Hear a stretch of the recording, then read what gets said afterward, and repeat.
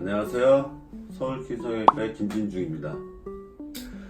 오늘은 코의 구조에 대해서 설명을 한번 해보겠습니다. 그래서 보통 이거 모형으로 되어 있는 건데, 여기는 코뼈, 코이 연골, 그 다음에 코끝 날개 연골, 그리고 코 안에 비중기 연골이 이렇게 생겨 있습니다. 근데 이 그림만 보면 잘 이해를 못 하시기 때문에 제가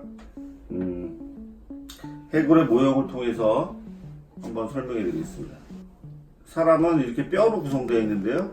이 보시면 코뼈만, 뼈를 보면 코뼈만 있고, 그 다음에 이 안쪽에 골성 비중격, 이 비중격 연골의 일부를 이렇게 떼어서 요거를 사용할 수 있습니다. 이렇게. 그래서 비중격 연골을 맞춰보면,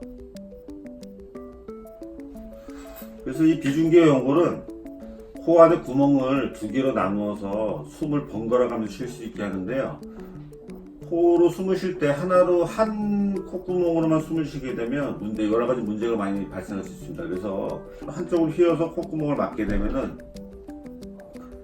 이쪽으로 쉴 때는 많이 막히고 이쪽으로 쉴 때는 많이 뚫리고, 그렇기 때문에 양쪽을 원활하게 번갈아 가면서 편하게 숨을 쉴 수 있게 위해서는 이 비중기 연골의 교정이 필요할 수도 있습니다. 휘어있는 분들에게 있어서요.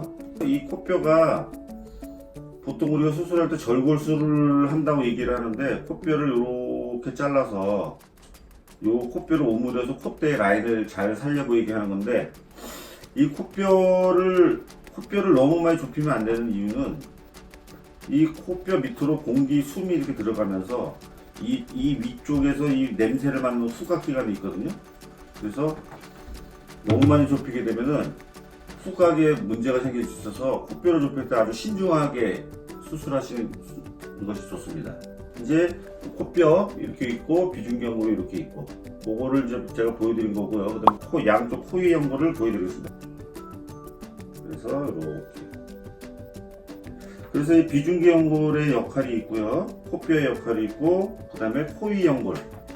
코의 연골의 역할이 있습니다. 코의 연골의 기능은 무엇을 하냐면, 이 위에 강력한 근육이 덮고 있어가지고 이 숨을 쉴 때 숨의 양을 조절하는 역할을 합니다. 그래서 이 연골을 들게 되면 숨을 많이 쉬게 되고, 이 연골을 좁히게 되면 숨을 덜 쉬게 되죠. 너무 뜨거운 공기가 코에 들어오지 않게 하기 위해서 코의 연골을 수축시키고요, 공기양을 흐름을 조절하기 위해서 운동을 할 때는 이 코의 이 위코 연골을 벌려서 숨을 더 많이 쉬게 하려고 합니다. 그래서 코에 숨을 쉴 때 이 부분이 우리가 내측 밸브라고 얘기를 하는데요.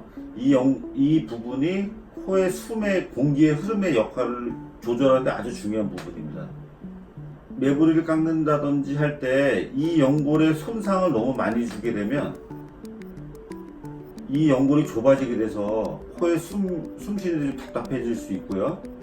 그리고 코를 늘리는 수술을 할 때 이 연골과 비중기 연골을 분리해서 여기다가 너무 많은 재료를 넣게 되면 코 안에 공간이 좁아져서 또 코로 숨을 쉬는데 답답해질 수 있습니다. 그래서 아주 이게 중요한 부분이라는 걸 아셔야 되고요. 그리고 이제 이 부분이 있습니다. 이 연골은 이렇게, 여기는 어느 정도 이 연골로 인해서 뼈와 붙어 있는데, 이 부분이 이렇게 떠 있습니다. 살 속에. 이 날개 연골의 앞쪽에 코의 피부가 이렇게 있는데, 이 코의 피부에서 코털이 많이 있어서 이물질을, 우리가 숨을 쉴 때 이물질이 들어오지 않게 하는 역할을 하게 됩니다. 그래서 이제 우리가 코를 높인다고 하면 여기도 높이고 여기도 이렇게 높이게 되는데요. 보통 이 연골에는 연골을 막 놓는다고 해서 이 연골이 약하기 때문에 다시 낮아질 수 있습니다. 그래서 우리가 여기 코 연골 사이에 지지대를 끼우게 되는데요. 이 코끝 연골 지지대는 비중기 연골, 가슴 연골, 귀 연골 등으로 쓸 수 있는데요. 각기 다 장단점이 있습니다. 그걸 여기서 지금 다 얘기하면 너무 시간이 오래 걸리니까 다음에 말씀드리기로 하고요. 그런데 인공물질인 메쉬나 인조뼈, 기증된 가슴 연골, 그런 재료를 쓰는 건 좋지 않습니다. 특히 기증된 가슴 연골 같은 경우는 시간이 지나면서 흡수가 될 수 있고요. 코끝에 충격을 받게 되면 이 기증대가 쉽게 부스러질 수 있습니다. 그래서 효과가 없어질 수도 있고요. 염증 반응이 생길 수도 있고요. 하여간 어쨌든 기증대 가슴 연골도 좋지 않습니다. 가슴 연골이라고 자기 있게 제일 좋은 거죠. 이렇게 붙이게 되죠. 코끝을 이렇게 붙이게 되는데요. 사실 코를 높이는 수술을 할 때 이 지지대의 역할은 아주 중요합니다. 이 코끝을 받쳐야 되기 때문에 이게 중요하고요. 귀연골이나 비중귀연골을 쓸 수도 있고요. 귀연골을 쓸 수도 있고. 그래서 코끝을 이렇게 높이게 됩니다. 그 다음에 이 코끝의 높이에 맞춰서 콧대에 실리콘이나 실리콘 같은 고형물을 깎아서 이렇게 생겨있죠. 이렇게 이런 식으로 생겨서 이렇게 콧대를 높여주게 됩니다.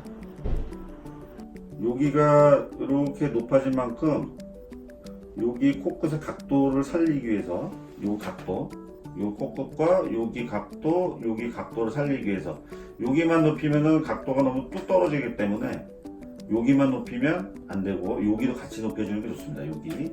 그래서 여기도 연골이식을 하고요.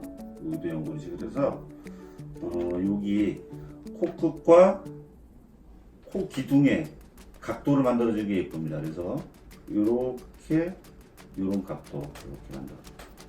보통 일반적인 코성형은 이렇게 하는 것입니다. 그래서 재료가 이 약간 초록색이 원래 있는 재료고요. 이런 재료들, 이런 재료 하나, 둘, 셋.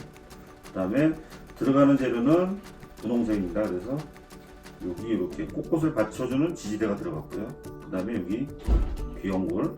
보통 일반적으로 수술할 때는 요 코끝 지지대는 비중귀연골로 많이 사용하고 여기는 그다음에 요건 귀연골로 많이 사용하고 그다음에 여기는 실리콘으로 많이 사용하게 됩니다.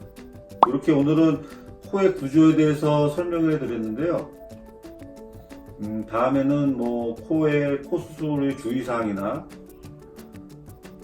코 성형 수술할 때의 재료들에 대해서 다시 한번 설명해 드릴 시간을 갖도록 하겠습니다. 감사합니다.